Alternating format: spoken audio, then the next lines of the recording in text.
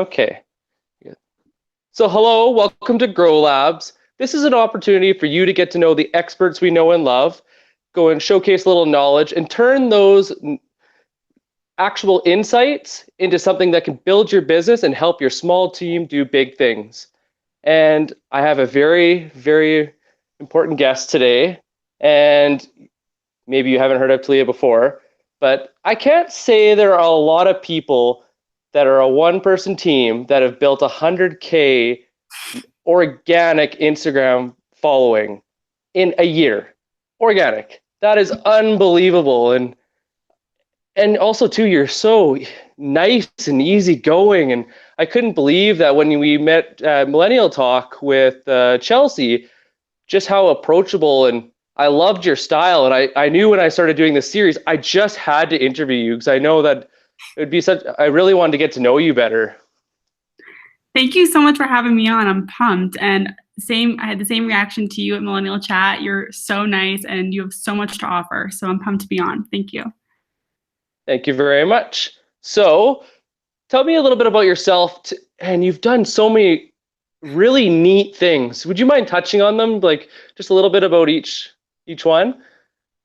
Sure. So I'm 26 and I'm from New York City. I started my career in the entertainment industry because I wanted to be the next Ari Gold, which is a character in Entourage. And I wanted to be a talent agent. But that didn't work out. So I switched careers. I became a journalist for a year. I got let go. The whole company, everyone got let go. And then I just started freelancing and I started going off on my own. So I started with copywriting, but as my blog grew on the side, my clients kept asking me about Instagram. So I just decided, okay, I'm going to teach Instagram now. And I was able to help businesses with Instagram while also growing my food blog, Workweek Lunch. And what year did you launch your not Workweek Lunch? Yeah, sorry. No worries. I launched in 2016, and I didn't really take it seriously though until 2017, last year. Okay. And was that on the blog side or the Instagram side or both? Both. Okay. And do you find that you marry the two together really well, or you push more on the Instagram and then the blog kind of just follows suit? Yeah, Instagram is definitely my hub. Like a lot of people, the blog is the hub or the YouTube channel is the hub. Instagram is like the core of my content, and I'll put anything that just needs more in-depth explaining on the blog. Yeah, and if anybody has looked at your Instagram channel, your engagement is insane. And one thing I can say is I just play around with it because I always like to try different things to see what works.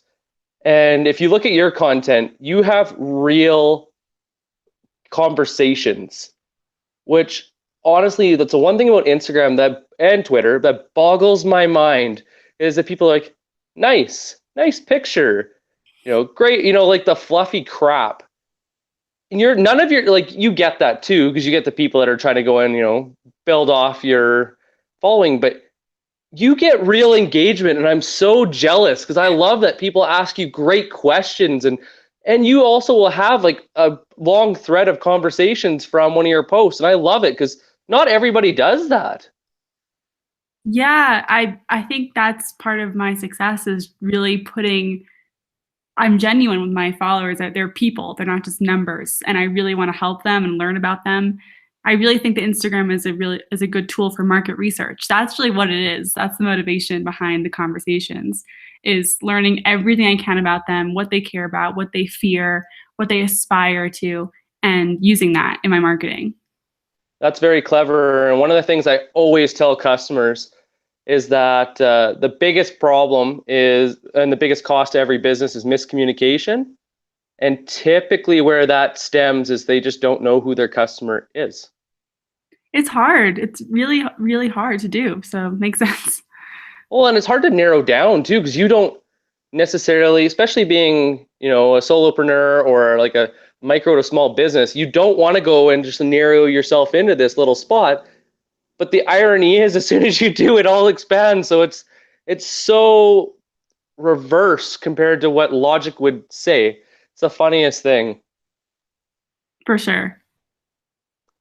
I really love this question, especially for you, because I didn't get a chance. I was looking for it so that I could go and get a little more pointed on my questioning. But what inspired you to go down this path, other than you kind of touched on it a little bit, that it was somewhat a forced change, but you went down a very unique route, and you started out very generalist and then got very, very specialized. So what kind of pushed that along? Because you did it fast. Yeah. Oh my God. I mean, I only graduated school 4 years ago, so it's just yeah. There's a lot in there. I think that I wanted to climb the ladder when I graduated school because that's all I knew that you had to do, and I quickly realized that wasn't the lifestyle I wanted. That's what I didn't get in college, is like what that would actually look like. So I realized I didn't want to be working until 9 p.m. at night. I didn't want to be like my bosses who were in their 30s and miserable. Like, I was 21, 22 at the time. They were just always servicing clients and stuff. And I was like, I want to have time off. So that was my, light bulb moment of, okay, I'm in the wrong industry, need to get out. And when I got to Elite Daily, that was when I was exposed to the world of online business. That was when I learned about that there are people actually making a living off of blogging. So that planted the seed. So when I got let go, I was like, okay, this is something I could actually do. And I bet you it's kind of one of those funny ironies that I found too when I took my foot off the gas and started to realize that there was more to life than just working, is it actually made work busier, not just because I had less hours, but like you snowboard. Yeah. How many people do you probably connect with just from that one, channel alone? Yeah, snowboarding is my favorite thing to do in the world, and I, built my business so I could move to Colorado, where I am now, and snowboard. And I did that. I had 40 days this year, which was so much better than like the 15 I would get in New York. And when I do snowboard, yeah, I get to meet cool people. I promote myself. I pick up clients on the ski lift. It's great. Well, I imagine even just through Instagram, because Yeah. if you're talking about it, depending on which brand you're posting about, it's a connection point. And it's so hard when people, and we've seen it a lot on Twitter, or they're too polished, or it's too rhythmic, like it's just procedure. You can tell it's fake. It's And scheduled. so, It's like, yeah. yeah. But it's funny, like I've noticed even on your posts, you do have a rhythm that you follow, but you'll post something that's genuine, that you can tell there's emotion behind it because you thought of it and you posted it. And So I feel like sorry. I actually do have a tip, around that, to get that combination of like scheduling and not, rushing to post something on any channel. It's that I plan the content, the photo, right? The visual. I plan that out 7 days in advance, but I always write the caption fresh, always. So that's how I Smart. that mix of like, there's a strategy here, but also it's genuine. Well, we'll dig into that a little bit more. One of my favorite questions, because I feel all too often we get taught that it's not something you should ask or not something you should talk about. But what if somebody that hasn't read your blog or hasn't really dug beneath your corporate image, what wouldn't they know about you? What wouldn't be on your resume or your LinkedIn profile? Snowboarding, obviously. Yeah, the snowboarding for sure. I think as of right now, it's that I used to be really in love with film, and I have a lot of skills as a producer. I studied film in college. So if there's like a secret section of my resume, it's like, I know how to make a movie. That's probably the one thing someone wouldn't know. Okay, so with that said, I am a movie junkie, and everybody laughs because one of my favorite movies of all time is 7 Pounds. Okay, awesome. And you try to explain. Have you heard of that movie? Yeah, no, I've seen it. I'm just trying to figure out why someone would laugh. Well, because it's it's an emotional roller coaster. And I find that so many movies aren't complete when it comes to like, remember in school, we'd learn about the different categories that make a plot and like a complete story. Yeah. Most movies aren't. they're bits and pieces, or they'll break out, and turn something that is a full story into three sub stories, but they don't always align. Or so, what is your favorite movie? I'm very always interested in this question because I know that it's hard to narrow down to one, which is Oh the kind of man. the fun part. But it's always interesting to hear why. Is it the plot? Is it something that they talk about, or what's Okay, so your I can't think of my favorite one, but I know I love buddy comedies. Like dumb buddy comedies. They have a lot of heart. They're fun. They're my favorite thing. And in school, I wrote like 3 dumb buddy comedies. So that's so like like that's what Step Brothers? yeah, Step Brothers. I Love You Man is a really like one of my favorite because that one has heart, and so does Step Brothers. Also, like any John C. Riley movie for sure. First, the other one that came to mind was Dumb and Dumber, the Yes. original one. Yes. I love Jim Carrey. I like will marathon Jim Carrey movies for sure. He is a very interesting man Yes. and very talented, and he plays a fun character. Because I imagine since we're so close in age, you grew up with Ace Ventura. Yes. Yeah. Like he's so amazing. So yeah, no, I'm all about the comedy. I wanted to work in comedy. I did stand up, I did improv, so that's what I'm about for sure. Oh, I'm jealous. I just started doing a little stand up for something fun because it's amazing how much you can learn about people by trying to make them laugh and Absolutely. and get their attention. Yeah. It's really hard. Stand-up comedy is one of the hardest things you can do. I think there's a lot of marketing lessons in there to explore too. Yes, I couldn't agree more. I read a book about the art of comedy, and I think I read the book 4 or 5 times. I was like, there is more communication strategies in this book than I've ever read in a marketing book, and like in-depth psychology. Oh yeah. Okay, now I'm gonna let you know that this is a very hard question. Just to be fair, if you could have dinner with anyone, dead or alive, who would you go to dinner with? Oh my god, that is hard. Um, the first person that popped into my head, I think, is Rachel Ray. I feel like we'd have a blast, and she really inspires me. So, yeah, definitely her. I feel like we'd have a lot of fun. I mean, probably What cook. I was gonna say, okay, so that's a great choice. So knowing who she is, where do you think you would go? Yeah, no, we would go to her kitchen, and we both cook.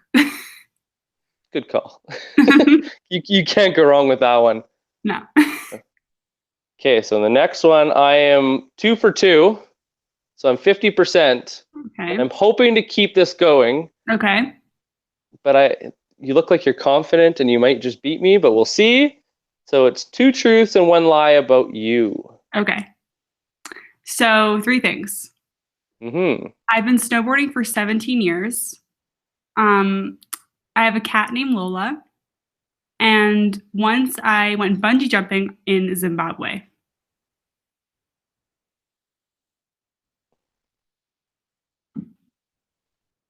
Hmm. I'm gonna say that the snowboarding is true. Yes. Knowing a little bit about you, I would say that I'm more likely to go with the bungee jumping being true than the cat. So I'm gonna say the cat's a lie. You're right. Cat was a lie. I don't have a cat. I did go bungee jumping though. That must have been exciting. It was awesome. Yeah. It's one thing I've done it once, but you know the difference in some of the bungee jumps where you're like 50 feet or like 20 feet. Well, the one I did was like 15 feet. Got it. So it was like bing, bing, and it was like, and it's over. Yeah, That wasn't very exciting. this experience was at Victoria Falls, which is I think is it the widest or the top? It's one of the something like most something Wonders waterfalls of in the the world. world. Yeah. And it was awesome. It was very spontaneous. Those are the best ones. So that's the one thing. So when somebody asked me, what's the difference between having money and not having money? I said, if you want to know the truth, the only difference when you actually respect money for what it is that you can be spontaneous. Yeah. That's really the only difference. Everything else you can make work. It's just a matter of sacrifice. Absolutely. That's a really good way to put it. I like that. You ready to dig into the knowledge part? I'm so ready. It's like you do this for a living or something. Okay. What are the one or two things that made Workweek Lunch such a success? I was actually really excited for this question because I was searching through a lot of your posts, and you're very consistent, which would be one thing very consistent to your brand, and you're very conversational, which is two things I really appreciate. But I'm curious, what would you, if you had to say just one or two things that made it, what would they be? I think you hit the nail on the head. Like I was going to say, listening to my audience, like really listening on that human level and providing the content that they actually ask for, not guessing. Like not, I think they need this, or maybe they have this problem. I never guess with anything. They tell me everything I need to know. And then also sticking to my guns. The brand consistency, I think, sets me apart. For example, I don't promote weight loss. Like I don't tell people not to try to lose weight. I just don't want to talk about it on my blog. Like I want to be the one place where people can go to learn about healthy food without weight being a part of it. Yeah, feel good, be healthy. Yeah. And it's such To be simple. it's one thing that I always found interesting reading your information versus anywhere else. So many people are so focused on aesthetics and media that I think a lot of people, whether they don't know or they just don't understand what it actually takes to feel good. Yeah. No, you're right. Right? I focus on telling people to do how to do what I did, which is like use food or meal prep or anything, any area of your life that you can kind of hack so that you can actually live the life you want. It's like we have to eat every day, but we don't have to spend a lot of money on it and we don't have to spend a lot of time on it. So we can do other things that fulfill us and not worry about every calorie and every ingredient or like some preservatives or something, you know? Well, We I have find it bigger always fish fun. to fry. Oh, absolutely. I always find it interesting too because so many people focus on being healthy. Like, have you ever seen the studies where they talk about the psychology of two choices in North America? No. So if you give given two choices, you'll always pick the healthier one because the greatest need of people is to be accepted. So they're always going to do what they think is expected of them to go and gain acceptance. And Mm, so there's been billions of dollars of research into fast food menus and how they're set up. And so you'll always pick the healthier choice to trick yourself into eating, just eating. But the right. reality is, as we both know, is they hide the health. Right. So, like salads, Right. people will take a salad over a meal. Well, if it's not filling, you're shooting yourself in the foot. You're so right, because then you go for the milkshake after. You're not satisfied. And so it's a funny cycle. And people don't underestimate just how powerful and how adaptive the body is. It's an incredible machine. You can hack it, but it also, for lack of better terms, can kick your ass because it wants to be lazy. So if you tell it, oh, you're going to give me less calories, perfect. I'll work off less calories, but I'm going to store this fat because I'm going to need it because you're feeding me less. It's Exactly. so, but it's such a funny cycle, the psychology of it, because people try to take this lazy route, but your body's always going to be lazier than your mind.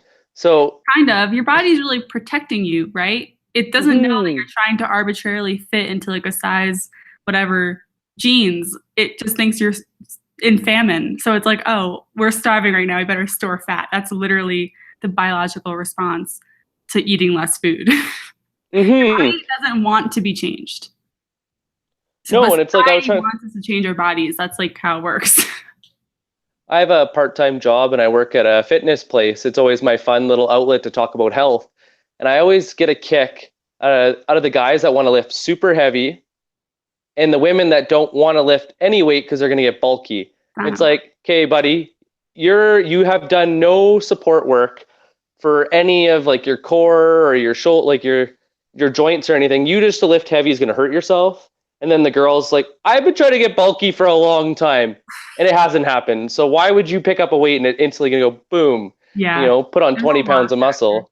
There's so many factors that they would have to do to actually look like a bodybuilder. So yeah, Yeah, and it's I just hear it's the such same. a so you probably hear it all the time, but it's always such a funny comment because it's if you understand like biomechanics and physiology and genetics, it's a very hard thing, even if you're trying to get that to Yes. accomplish. Yes. Now, where do most people fail when building an Instagram following? I think this is for social media in general because there's so many, it's so easy to fall off and get just absorbed by the noise. So Oh if yeah. you had to pick, let me even say like top three, or or if Okay. you can go Top on to go three. more, Okay. then go for it. So the first one is expectations. People expect that they just, if they learn about the platform and they do everything right, people will show up. That's not true. Like you could do everything right with hashtags and the timing and everything, but if your content sucks, no one's gonna show up. If your intention is just to make money, no one's gonna show up. That's the number one. I see that with my clients. It's like I'm posting every day, but nothing's happening. It's like, well, you're posting crappy pictures. Your caption is the same every day. Like maybe it's time to look at that. Mistake number two, not using an Instagram business profile. The analytics in the business profile on Instagram are the best I've ever seen. And also, they're the only thing that really works because with Instagram's API change in April, no third party apps can even access proper analytics. Like, you don't need any fancy tools, you just need a business profile, and it's free. So that's mistake number two. And then I guess the third mistake would be what you said, like inconsistency, falling off. And usually that stems from not getting the reaction you expect. It's like, oh, this isn't working. I'm just going to stop. That's when you should keep going. That's when you should ramp it up. So those are the three. One of the funniest learning curves I've had is that people are scared to put themselves out there. And this is why I'm so impressed with your engagement because I will get like LinkedIn's a perfect example. I get insane engagement off of LinkedIn. And Nice. even though I don't get a ton of views, like I get quite a few people that'll like call me or email me, but they won't ever comment. And so I was asking a couple people and they're scared because it's a professional forum to be judged. That's so true. Because I it's felt that fear before. I know. yeah, they're like, well, it's not my sandbox, it's not my wheelhouse, so it's not my place to comment when it's just a conversation. Yeah. And if you don't know, you don't know. But that's what I've always found so funny. And like I did a video series 2 years ago, and it was 10 episodes, and I was digging into sales. And I was said, stop looking at sales and look at relationship building, and you'll win. That's I had really crappy engagement by like numbers. And then I stopped.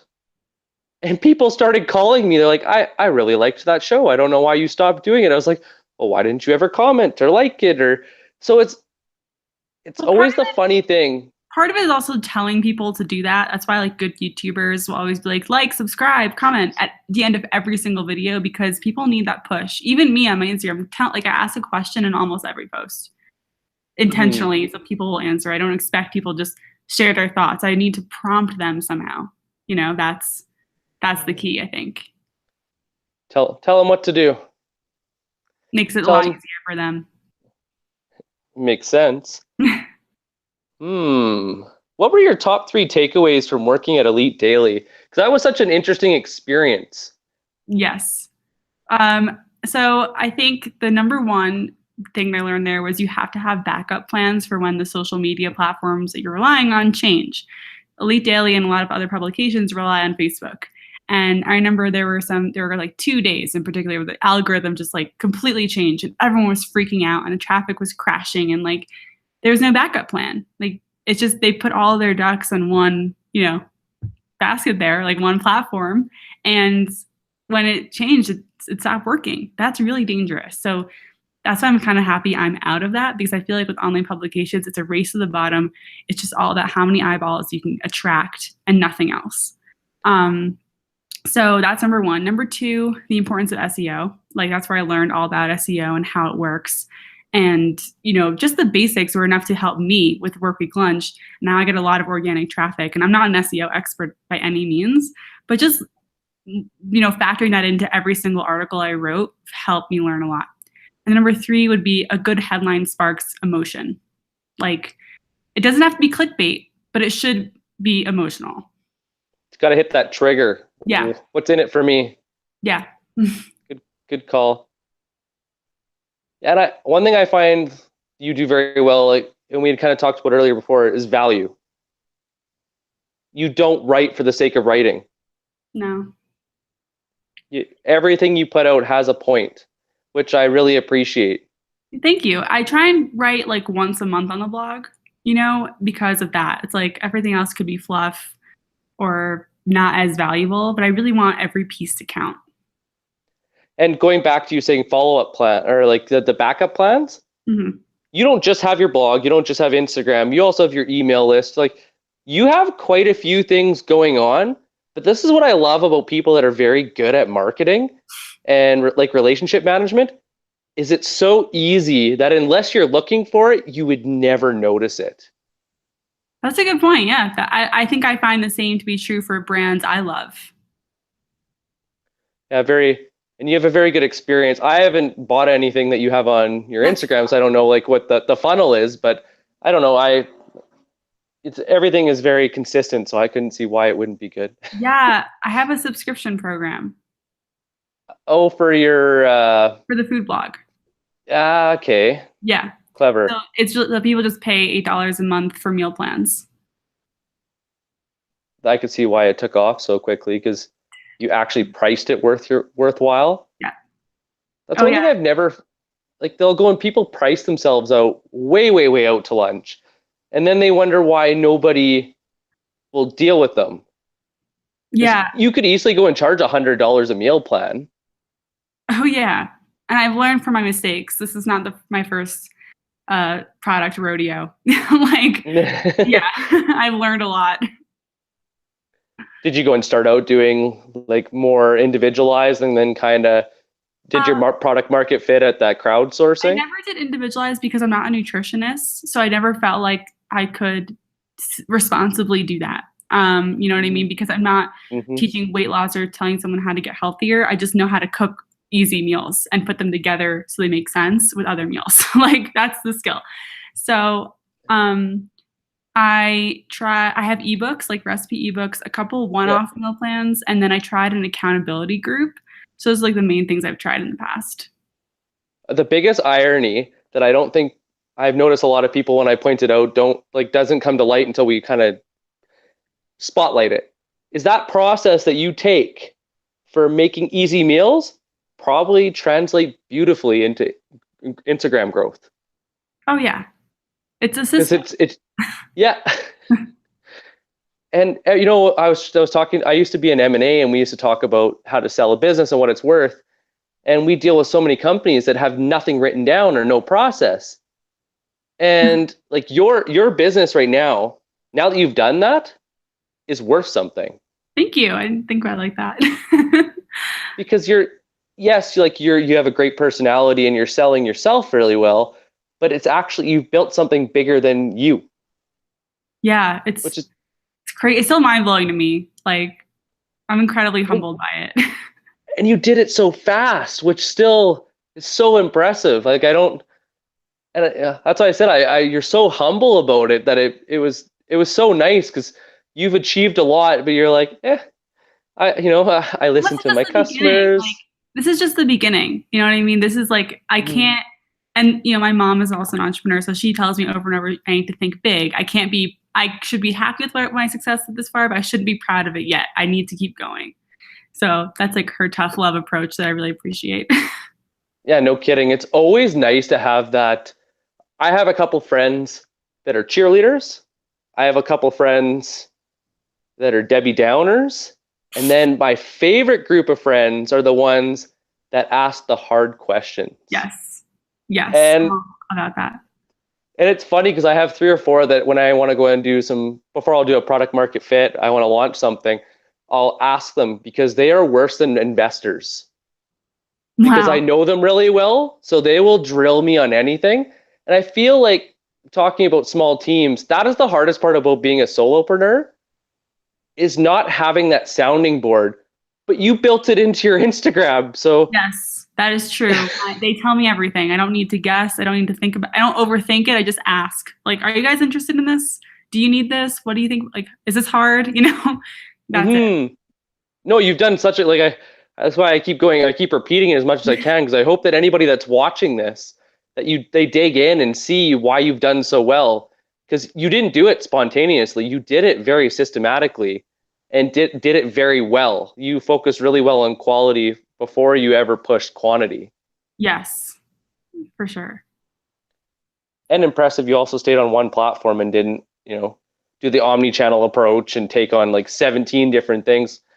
Where can I find you? Everywhere. Yeah, that's another mistake I think people make when they're starting out. That being said, I don't want to fall into the elite daily trap of putting all my eggs in the same basket. So I am like really trying to branch out into YouTube next.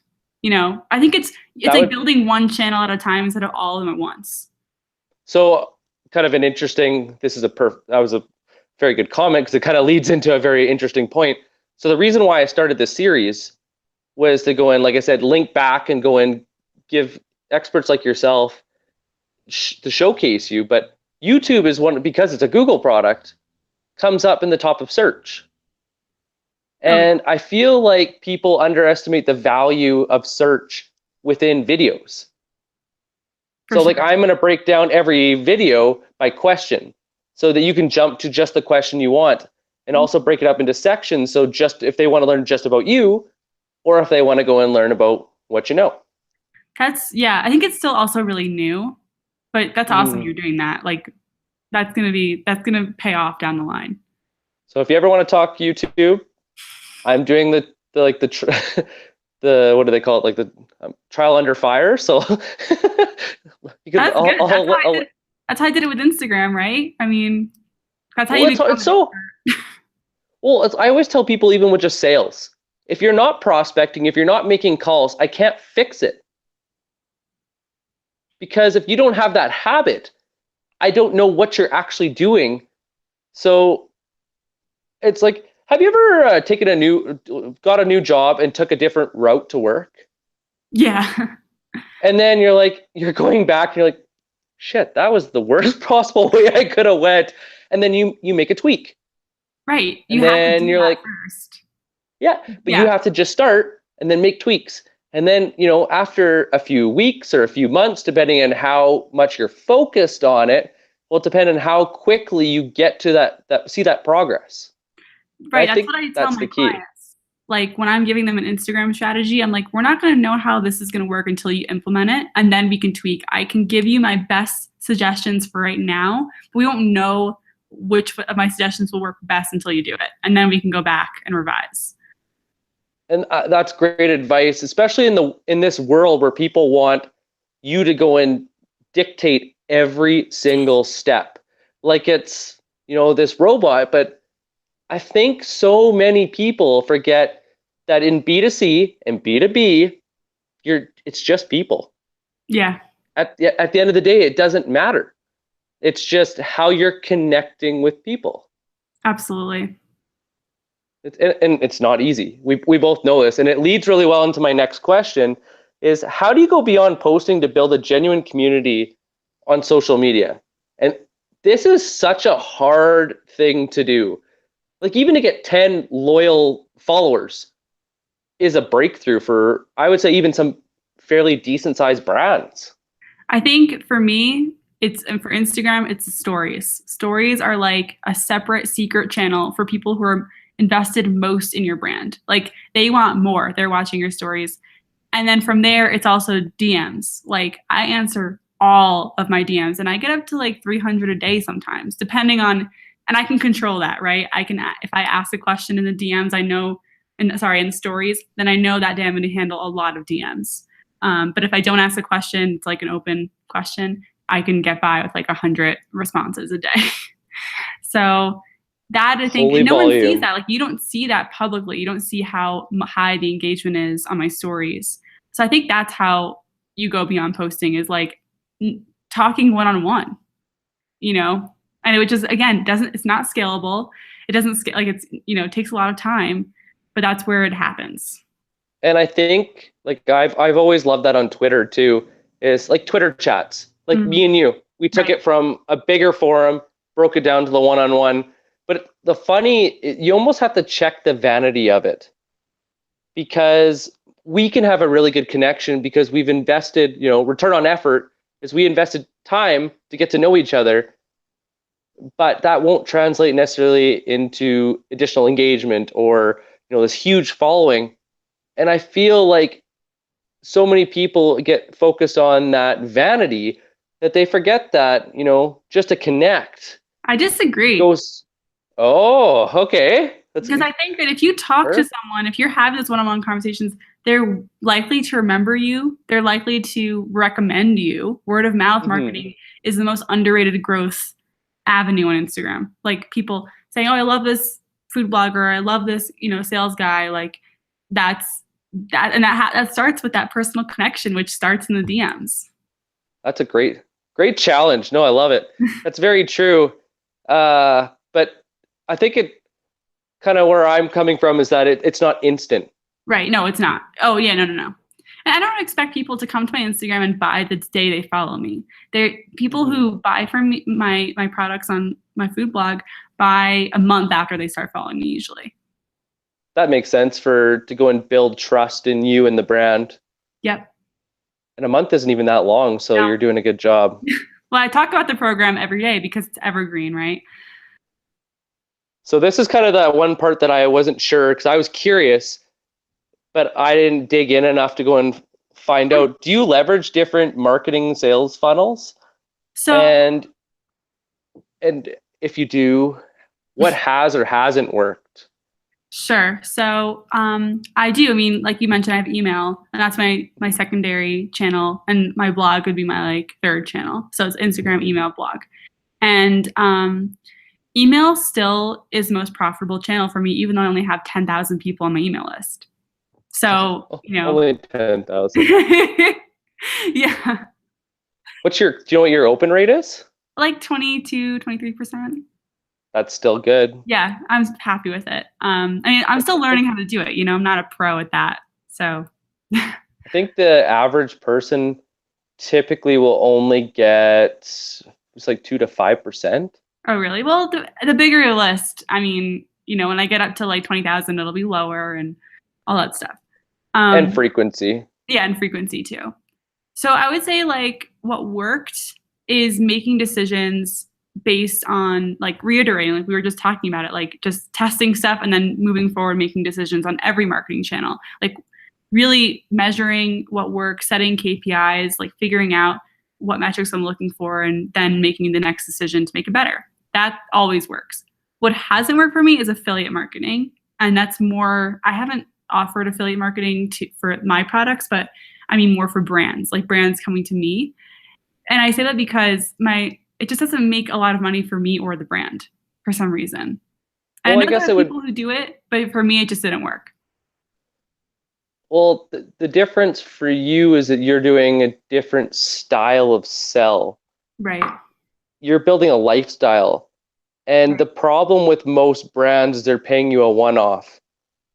Well, some do and some don't. Like I had one deal where I had like a monthly thing with this one protein powder company. And I don't think that they made very much, even though I was promoting on schedule and I did everything in our contract, it just didn't work for either of us. And it could have been that just like maybe it wasn't as aligned as I thought, but I don't know. The one that I thought of the other day that would be a good one for you is Costco is now delivering in the US online. Damn. Good to know. See, like something like that, I could see being a really cool partnership. I'm But going to call up Costco right now. that's the one thing I found in being in business development is that identifying strategic partnerships or even strategic alternatives is so difficult because it's so easy to say yes without knowing why. Yeah, for sure. especially when you're hungry too. You're like, well, I've been doing all this work. It'd kind of be nice to get paid. And then it's like, well, why would I work with A versus B versus C? And that's a very hard thing to narrow down, Right. because to find a win-win, just because you're making money doesn't necessarily make a win-win. Like I get approached by CRMs, customer relationship management, and it's like, well, you could just go and sell it. But it's like, yes, but selling it actually doesn't solve any problems unless they know how to use it. Right. That's so true. So I think that's the hardest part, is that you would have to naturally put it somewhere in that it works in with what you're doing, or else it probably would feel odd. Yeah, that's why I don't really do much work with brands at the moment. I mean, I make really good income from Amazon Associates, which anyone can sign up for, because obviously all of my stuff involves kitchen equipment, right? So one of the posts I have with the most traffic is about minimalist kitchen equipment, and it's full of Amazon links. So I make a couple hundred off that every month. Smart. Yeah. But it doesn't take a lot. You No. thought about it, and you added it, and you made it so easy that it almost slips into people's hands. Yeah. And then once they have it, it's sticky. Like you now are so intertwined in their life that they can't get rid of you, which it's such a funny but fun thing, because that's when you become, that what you're doing is valuable. For sure. Yeah. It's fun. It really is. It's just a hard thing to figure out. So, what is the power of social media over other channels? So you mean Instagram, or like which? I would say if you want to just focus on Instagram, because I would definitely put you up as one of the experts in Instagram among anybody else I know. For But sure. say even versus email, which is funny because you said your most profitable channel is email. So why focus on, versus your blog, email, social media channel? Why Right. would social media? Well, I think for Instagram, that's where I'm going to reach more people. And with Instagram specifically, and the landscape of all the channels, you can still use it without paying. Like on Facebook, you have to pay to play. You can't reach anyone as a business unless you pay. No. Instagram, there's still room for businesses to actually reach people organically. Like I'm sure that gap will close soon, but for now, you don't have to pay to play. Well, I think the way that Instagram does connections versus Facebook is a huge difference too. Not even just in privacy settings, like how do you connect? We're not necessarily friends. I just like what you're putting out. Right. So it's almost like they took Facebook and Twitter, married them, and made it image based. That's true. Yeah. No, totally. Because you really can control who's in your feed. Like if we were friends on Facebook, I would have to physically, and I wouldn't do this to you obviously, but I have to physically hide your, posts in my feed to not see them if if that's the case. By the way, on Facebook, I do have the newsfeed eradicator, so I don't see anything. But that's what I would do. I actually, there's only a few people I follow.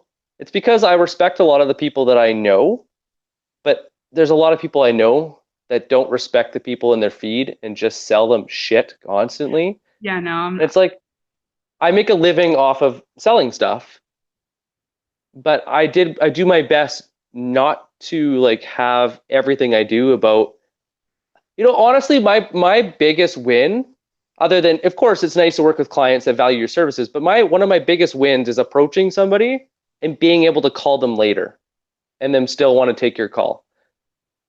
That's really good. That one took a little time to figure out. There's a couple of family reunions that I would probably be better off to relive or forget. I'm not sure which one we want to go. But no, I know what you mean. I totally get it. So would you say then, because email has been the best, is it fair to say that even though you'll pick a primary, you always need a secondary, because the two together are always where are going to drive it home? Well, I think the secondary or one of them should always be email, because you own that. Instagram could shut down tomorrow, but I would still have my email list at the end of the day. And also too, like you talked about audience profiles and sectioning, like with email, you can go and send very personalized bits and pieces Yep. and really drive that one-on-one conversation. So people are like, oh my God, she's just sending me another blast this week, or like this other, like, buy this, buy that. Did you know about this? Like, oh my. Yeah. Yeah. No, I try not to do that. I try to be really respectful of my subscribers' inboxes. And obviously it's worked, because if it wouldn't, you would know. And Yeah. you wouldn't be at 20%, you would be at like 1 or 2, Yeah. which would be the average. Yeah. Okay. Now, kind of the one question that rules them all is, how can one person do big things on social media? Okay. And why I say it's like the big one, because you're a team of one. And honestly, like I said, what you've done in the past year is amazing. Thank you. And look at how many big brands can't do what you do and have a whole entire team. So if you had to go and list it out, and like, you don't have to go in through it like every little micro detail, but just very high level. Right. How can somebody do that? I think it just comes back to the value. That's step number one. It's like, if you have nothing to talk about, good luck on Instagram or any platform. If you have nothing to share, if you just want to show pictures of yourself like in your house, that's not helping anyone. It's not like, you're not even entertaining anyone at that point, which is still value. Like, entertaining channels are still totally adding value. So that's number one, is find that nugget that, and that you can help people with. And it can be something that you think is totally normal. Cooking for me wasn't an idea until my coworkers, started asking me about how I cooked. And I was like, you don't know how to cook? I didn't even know it was a skill I could teach. So that's number one. And I think the second thing was just like, going back to what we kept repeating, is the consistency and not getting discouraged. If you want to do big things, you have to be in it for the long game. You can't expect anything fast. Yeah, you can go out and buy a bunch of followers on any channel, but they're not going to buy from you. They're not going to talk to you. So I would say to take the long road every time. Well said. It's funny when you break it down, how simple a lot of it is. The hard part is turning it into action. Yeah. Well, I think it's, again, like, I didn't do this all, even though I am a solopreneur, I didn't do it all on my own. I invested in courses. I have mentors. I've read books. And I've bought other online products and just learned that way too. So it's not like I'm just making this up out of thin air. You have to supplement with education in whatever way you want: podcasts, books, courses, coaches, whatever works for you. I couldn't agree more. It's one thing I always tell people, is that if you think that by getting a degree that your education is over, you're not going to go very far. No, you're kidding. I taught myself everything about marketing after school. Film school didn't teach me anything about it. But it's such a nice, like, they link so well together. Yeah. And like, for example, every time I think of good marketing, I always think of Dollar Shave Club. Yeah. And their video, I didn't know this until I started digging into it. The original CEO founder was a comedian. Oh, really? I could see That's why it was so funny. So he was used to doing, like, making videos, and so he designed a lot of that. Right. With a good team, of course. Personality can take you far. If you try to look at everyone else, like, especially on social media, I see a lot of people in my niche, in the food blog niche, like, trying to look like other people. If you notice my photos, they're not great. They're always flat lays. I shoot them on a $2 poster board I got from CVS. Like, they're not like that great, but you could tell it's my photo when it's in your feed. Yeah, there's something to be said with just doing it. Yeah. Yeah, I think people overthink stuff. I think there's too much information out there, no matter what you're trying to build, especially an online business. There's just too much information. And so you have to have blinders. Like, you can't just look at every shiny object and go after it. Pick one, Crap, that's what I've been missing. Yeah, no, I couldn't agree more. It's the world we live in is just full of distractions, and any time that you can take somebody from partial attention, and even if you get their attention for a minute, that's a big win. Yeah. So now you've earned it. What are you going to do with it? Right. Yeah. Is there anything that you would like to add before we go? I think I would like to add that if you take away anything from this conversation and you have questions, you can reach out to me at taliasarahkoren@gmail.com. And I answer all questions that come to me in my inbox too. So yeah. And quickly. I'll add that. Yeah.